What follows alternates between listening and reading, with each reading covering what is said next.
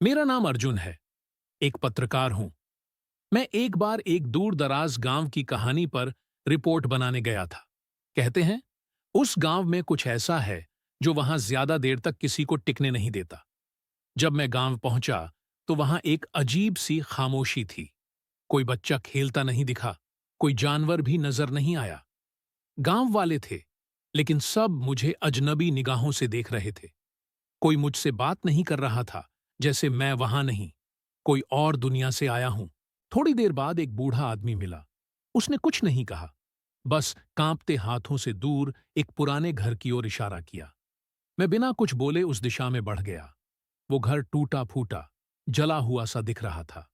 दरवाजा खुद ब खुद चरमरा कर खुला। अंदर घुप अंधेरा था और एक अजीब सी ठंडक महसूस हो रही थी। दीवारों पर जाले थे, फर्श पर राख और धूल की परत जमी थी। एक कोने में एक पुरानी तस्वीर रखी थी, एक औरत और उसकी गोद में बच्चा। तभी मेरे कानों में धीरे से एक आवाज आई, मैं वापस चौंक जाओ। गया। पलटकर देखा, लेकिन वहां कोई नहीं था। मैंने वो आवाज शायद वहम समझकर नजरअंदाज किया और वहीं एक कोने में बैठ गया। रात को अचानक नींद खुली। मुझे ऐसा लगा जैसे कोई कमरे में चल रहा हो। सामने एक साया दिखाई दिया, सफेद साड़ी, उलझे बाल। वो औरत बस मुझे देख रही थी, बिना पलक झपकाए। मैं कुछ बोल नहीं पाया। आवाज जैसे गले में अटक गई थी। मैं डर के मारे भागा, पर गांव की हर गली, हर मोड़ मुझे उसी घर की तरफ वापस ले जा रही थी, जैसे मैं उस घर से भाग ही नहीं सकता। आखिरकार किसी तरह एक पुराने मंदिर तक पहुंचा। वहीं जमीन पर बैठ गया और आंखें बंद कर लीं।